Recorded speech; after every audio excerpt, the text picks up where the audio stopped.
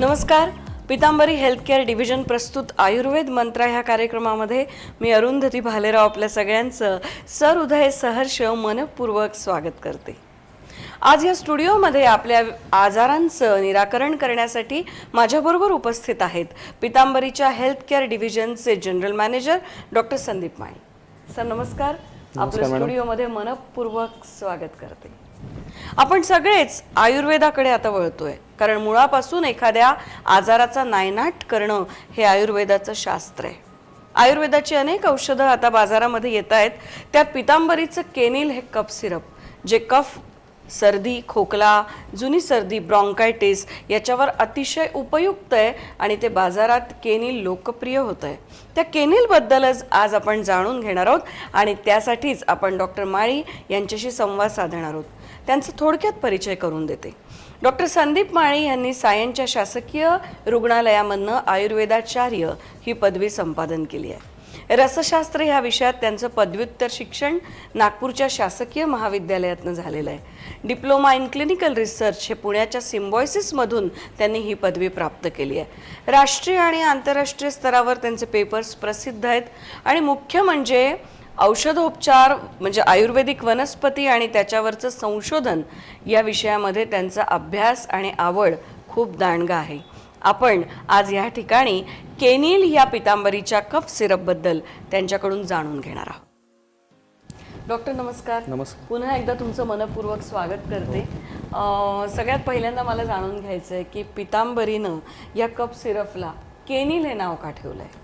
जर तुम्ही केनिल नाव व्यवस्थित जर अभ्यासलं किंवा लक्ष देऊन ऐकलं तर त्याच्या नावातच त्याचं उत्तर आहे की हे कोणत्या आजारात उपयुक्त आहे.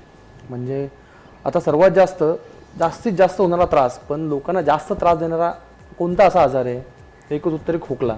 खोकला म्हटलं की जो व्यक्ती ज्याला खोकला तोही त्रासलेला असतो, त्याच्या आजूबाजूचे सगळे त्रासलेले असतात. त्यामुळे खोकला म्हटलं आणि आज डोक्यात असं की खोकणारा माणूस हा दुसऱ्यांना संसर्ग देणारा एक प्रकारचा एक बोलतो आपण कॅरियर असतो. त्यामुळे तो एक लक्षात घेता खोकला हा खूप महत्त्वपूर्ण आजार आहे. आता खोकला म्हणजे कफ, या कफचा स्पेलिंगमधला सी ऐवजी प्रोनाऊन्सिएशनमधला क हा धरून केनिल म्हणजे कफ नील करणारं असं औषध म्हणजे केनिल सिरप. वा वा वा, छान.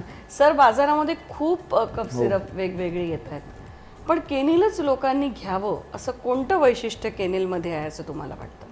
बरोबर आहे. बाजारामध्ये आज खूप सारे शेकडो कप सिरप्स आहेत, पण कारण आजारच असा आहे की त्याची जी व्यापकता आहे ती एवढी अधिक की त्याला वयोमर्यादेचं बंधन नाही आहे. कारण का लहान मुलापासून मोठ्यापर्यंत खोकला होतो. कालमर्यादेचं नाही आहे, कारण का पूर्वी पावसाळा हिवाळ्यामध्ये खोकल्याचं प्रमाण असतं, पण आजकाल उन्हाळ्यामध्ये असतं. का? कारण का आपण जे शीत पदार्थ जास्त घेतो, त्यामुळे खोकला हा पूर्ण 12 महिने आपल्याला दिसतो. त्यामुळे त्या संबंधी असणारी औषधं खूप सारी बाजारात आहेत. पण जर केनिलची वैशिष्ट्य बघितली तर मुळात केनिलची जी आपण औषधाची निवड केलेली आहे ती शास्त्रशुद्ध संशोधन, तज्ज्ञ वैद्य आणि आयुर्वेदाचं सखोल अध्ययन यांच्या सगळ्यांचा संयुक्तिक ह्याच्यावरती केनिलचे औषध निवडलेत आपण. म्हणजे मुळापासून तो कफाला कफाला. आणि फक्त हा एक प्रकारचा कफ नाही बरं का, हा दोन्ही म्हणजे तुमचा ओला खोकला आणि सुका खोकला दोघांवरती काम करतं. विचारायचं होतं की कोरडा खोकला पण होतो आणि ओला खोकला पण होतो, तर आता कसं समजायचं की कुठला खोकला हा कोरडा आहे किंवा कुठला ओला आहे आणि केनिल त्याच्यावर मग कसा उपाय करतो? खोकला जो सुका आणि ओला हा त्याच्या कारणामुळे आणि स्वरूपामुळे ठरला जातो. म्हणजे कशामुळे? कारण आणि स्वरूप. म्हणजे खोकला कुठे निर्माण होतो तर खोकला हा घसा आणि फुफ्फुस या दोन ठिकाणी नॉर्मली उत्पन्न होतो. त्याच्यामध्ये घशातला खोकला, हवामानातला बदल, प्रदूषण याच्यामुळे घशाला सूज आली, खवखव आल्यामुळे निर्माण होतो.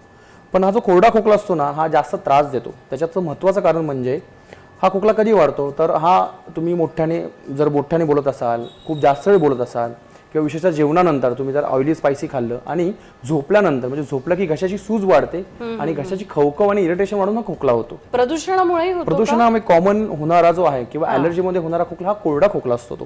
त्यामुळे ह्या खोकल्यामध्ये जर तुम्ही औषध उपचार म्हटलं तर घरगुती आपण काय करतो तर आपण मग कुठे मधाचं चाटण घेतो, कुठे आपण गोळी घेता आणि गरम पाण्यात मीठ टाकून गुळण्या करतो, हे सगळं करत असतो. पण ह्या खोकल्यामध्ये घशाला आराम देणारं असं कोणतेही औषध जे घशाची खवखव कमी करेल ते आराम देतं. तसं केनिल कफ सिरपमध्ये सर्वात महत्त्वाचे पुदिनेचं सत्व आहे. ते काय करतं पुदिना, तर तुमच्या घशाला असलेली इरिटेशन असतं ते त्वरित कमी करतं. घशाचं त्या इरिटेशनचं एवढं चांगल्या प्रकारे शमन करतं आणि घशात एक काय बोलतो आपण एक गारवा निर्माण करतो, त्यामुळे खोकला त्वरित थांबतो.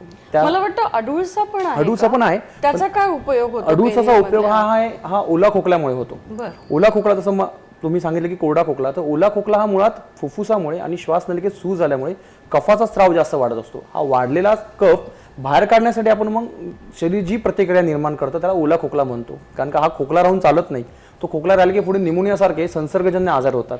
पण ह्या खोकल्यामध्ये कसं असतं की पेशंटला जो काय खोकला असतो तो जास्त सकाळी येतो आणि त्याच्यामध्ये काय कारण असतं सकाळच्या खोकल्याचं? त्याचं मेन कारण रात्रभर तुमच्या झोपल्यानंतर तुमच्या फुफ्फुसामध्ये एक प्रकारचा स्त्राव गोळा होतो आणि तो गोळा झाल्यानंतर तो बाहेर काढण्यासाठी जो शरीर शक्यतो प्रयत्न हा सकाळी करतो. त्यामुळे तुम्हाला सफेद किंवा पिवळ्या रंगाचे भडके पडणं, जर इन्फेक्शन असेल तर ते अगदी हिरव्या रंगाचे पडतात. आणि खोकल्याची तीव्रता तुमचा कफ किती पातळ आहे त्याच्यावरती असतो. म्हणजे कफ खूप जाड असेल तर पेशंट भरपूर खोकतो आणि कफ पातळ असेल तर थोडा खोकला तरी कफ सहजतेने बाहेर पडतो.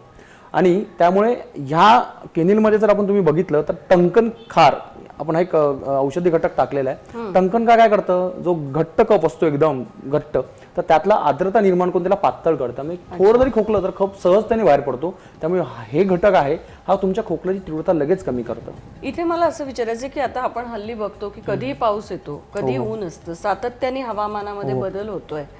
अशा वेळेला केनिल कसं काम करतं आणि किती प्रमाणात त्याचा डोस तुम्ही दिवसभरात घेऊ शकता?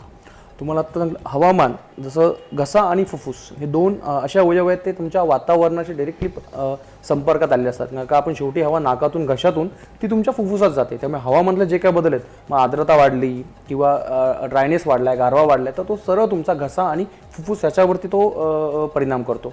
आता घशामुळे तो सांगितलं की हवामानातला बदल झाल्यामुळे घशाला सूज झाल्यामुळे जेव्हा तुम्ही घसा सुजतो आणि कोरडा खोकला निर्माण होतो, तर अशा वेळी बेहडासारखं असं द्रव्य आहे की जे तुमच्या घशातला स्त्राव जो आहे, म्हणजे घसा शेवटी सुजला की तो तिथेही स्त्राव करतो. आपल्याला नेहमी एक फिलिंग असतं की घसा असं एकदम पकडलेला आहे, घसा जड झालेला आहे. तो स्त्राव, ती सूज बेहडा कमी करतं. यष्टीमधू सर्वात उत्तम औषध आहे. यष्टीमधू म्हणजे आपण यष्टीमध्ये मधू म्हणजे आपण ज्येष्ठमध म्हणतो त्याला. आपण पूर्वी जे खोकला झाला की आपण ज्येष्ठमधच्या काड्या सगळायचो, तर तो यष्टीमधू तुमच्या घशाची सूज खूप उत्तम प्रकारे कमी करतो. पण मग डोसचं प्रमाण कसं असतं? त्याचा डोसमध्ये जर कोरडा खोकला आणि ओला खोकला या दोघांमध्येही तुम्ही वयोनुसार तुम्ही ते देऊ शकता. म्हणजे असं नाही की हा फक्त मोठ्यांसाठीच आहे, बाळांसाठी? हो लहान मुलांसाठी पण आहे. म्हणजे किती वर्षापासून देता येतो आपल्याला केनिलचा डोस? केनिल कफ सिरप देताना तुम्ही जसं आहे की त्यात मुळात तो अल्कोहोल फ्री आहे, त्याने खाल्यान गुंगी येत नाही, त्यात आर्टिफिशियल फ्लेवर नाही. त्यामुळे अगदी लहान मुलापासून म्हणजे 4 वर्षापासून तोही देता येतो आणि वृद्धापर्यंत. जर तुम्ही डोस बघितला तर 4 वर्षापासून ते 12 वर्षापर्यंत हा मुलांना आपण 1 चमचा दिवसातून 3 वेळा देऊ शकतो. गरम पाणी की थंड पाण्याबरोबर? आता ह्याच्यामध्येही थोडा एक फरक आहे की मोठ्यांना देताना तुम्ही तो देता तो 2 चमचे दिवसातून 3 वेळा देता. पण आता औषध पिल्यानंतर पाणी प्यायचं की नाही, या याच्यावरती थोडे काही समजुती गैरसमजुती आहेत. जर तुम्ही कोरडा खोकला आहे आणि तुम्हाला औषध घ्यायचं आहे आणि तुम्ही केनिल कफ सिरप घेताय, तर कोरडा खोकला झाल्यानंतर केनिल कफ सिरप घेतल्यानंतर शक्यतो पाणी पिऊ नये. कारण का पाणी पिल्यानंतर ते औषध घशात न राहता पोटात जातं. त्याचा परिणाम काय होतो की जी औषध तुमची घशावरती काम करणारे आहेत ती औषधी तिथे न राहिल्यामुळे अपेक्षित परिणाम, आपल्याला अपेक्षित आराम रुग्णांना भेटत नाही. तेच जर तुम्ही ओला खोकला असताना कफ सिरप बरोबर म्हणजे केनिल कफ सिरप बरोबर तुम्ही जर गरम पाणी घेतलं तर ते खूप चांगल्या प्रकारे काम करतं. हो, पण आता तुम्ही म्हणालात तसं 4 ते 12 वयोगटापर्यंत दिवसातून किती चमचे? दिवसातून तुम्ही 4 ते 12 मध्ये 1 चमचा दिवसातून 3 वेळा घेऊ शकता. म्हणजे दिवसातून 3 वेळा केनिल कप सिरप आपण 4 ते 12 वयोगटातल्या मुलांसाठी वापरू शकतो. आणि 12च्या पुढच्या लोकांसाठी जर हवामानाच्या बदलानुसार किंवा ऍसिडिटीनुसार जर खोकला असेल तर साधारणतः आपण केनिलचं प्रमाण कसं वापरू शकतो? मोठ्या माणसांमध्ये तुम्हाला जसं आधी सांगितलं 2 चमचे दिवसातून 3 ते 4 वेळा आवश्यकतेनुसार, आणि तेही तुमच्या खोकल्याच्या प्रकारानुसार. कोरडा असेल तर औषध घेतल्यानंतर अर्धा तास किमान पाणी नाही घ्यायचं, आणि जर ओला खोकला असेल तर तो कोमट पाण्यावर घ्यायचा. बरं, बरेचदा असं होतं की आपल्याला कळत नाही, समजा आपल्याकडनं कदाचित कधी कधी चुकून जास्त डोस घेतला जातो, तर असा जास्त डोस घेतल्यानंतर मग याचा अपाय होऊ शकतो का? नाही, अजिबात नाही. कारण का तसं आधी सांगितलं की यात कोणत्याही प्रकारचं अल्कोहोल नाही आहे, कोणतेही केमिकल फॉर्म्युला नाही आहे याच्यामध्ये, आणि गुंगी येत नाही, आणि आर्टिफिशियल सिंथेटिक असं काहीच नाही. त्यामुळे हे औषध तुम्ही चुकून जरी जास्त प्रमाणात घेतलं, इव्हन लहान मुलांना जरी दिलं गेलं तर त्यातून काही अपाय होत नाही. सर, बहुतांश वेळा असं असतं की कफ सिरप म्हटलं की ते कडू तरी असतं, तर कशी आहे ह्याची चव नक्की? ह्याची चव कडू अशी नाही आहे, ती उलट गोड आहे. त्यामुळे लहान मुले ती हसत हसत आडेवेडे न घेता घेतात. पण ह्याच्या चवीबद्दल सांगायचं म्हटलं तर याच्यामध्ये आपण सुंठीचा नैसर्गिक अर्क टाकलाय. अच्छा. त्यामुळे काय होतं, तुम्ही हा कफ सिरप घेतल्यानंतर पुदिनेचा गारवा तर जाणवतो, पण जी सुंठीचा जो एक प्रकारची चव आहे तुमच्या जिभेवरती आणि घशात राहून ती तुम्हाला अजून चांगला आराम देते. बरं. आणि कुठले कुठले गुणधर्म आहेत याचे? याच्यामध्ये जर तुम्ही घटकद्रव्य बघितले तर पहिले घटकद्रव्य जे आहे ते अडूस आहे. अडूस आपल्या सगळ्यांना माहिती आहे की अडूस हा छातीतला कफ पातळ करून कफ बाहेर काढतं आणि बऱ्याच वेळा ओला खोकल्यामध्ये दम हा प्रकार असतो की रुग्णांना दम लागतो, तर अडूस हा तो दम कमी करतं. त्याच्यानंतर तुळशी आपल्याला माहिती आहे, तुळशी स्वतः एक जंतुनाशक असल्यामुळे संसर्ग किंवा इन्फेक्शन होऊन जो खोकला असतो छातीत तो कमी करतं. त्यानंतर बनपशा नावाचं एक असं औषध द्रव्य जे छातीतला कफाला पातळ करतं आणि कफ निर्माण होऊन देत नाही. त्यामुळे बऱ्याच रुग्णांना असं असतं की वातावरण बदललं किंवा थोडा ताप आला किंवा थोडं सर्दी झाली की लगेच खोकला पकडतो आणि छातीत कफ होतो, तर त्याच्यासाठी हे औषध खूप चांगलं आहे. दुसरं पिंपळी. आता पिंपळीबद्दल सांगायचं म्हटलं तर पिंपळी हे आपल्या श्वसन संस्थेसाठी टॉनिक आहे. अच्छा. ते काय करतं की तुमच्या श्वसन संस्थेची जी इम्युनिटी वाढवतं, कफ अतिरिक्त निर्माण होऊन देत नाही आणि तुमची श्वसन संस्था हेल्दी ठेवतं. त्याबद्दल नंतर टंकनकार तुम्हाला सांगितलं की ते कफाला घट्ट कफाला पातळ करून बाहेर काढून तुम्हाला कफ सहज सुटतो आणि छाती हलकी होते. आता हे जे घटक आहेत सगळे ओला कफावरती काम करणार आहेत, पण जर तुम्ही कोरडा खोकला म्हटला तर त्याच्यावरती काम करणार यष्टीमधू आहे, नंतर आहे तुमचं बेहडा आहे आणि पुदिना आहे. म्हणजे बेहडा, पुदिना, पिंपळी, ज्येष्ठमध, सुंठी पण आहे, सुंठ, असे वेगवेगळे घटक त्याच्यामध्ये आहेत. आणि जे पूर्वापार आपल्या पूर्वजांनी सुद्धा अतिशय त्यांच्यामध्ये ते लोकप्रिय होते आणि सातत्याने याचा वापर औषधासारखा केला जात होता. या सगळ्या घटकांनी युक्त असं हे पितांबरीचं केनिल आहे. हे साधारणतः कुठे कुठे उपलब्ध आहे? पितांबरीचं केनिल सिरप हे सर्व प्रकारच्या आयुर्वेदिक दुकानामध्ये आणि केमिस्टमध्ये उपलब्ध आहे.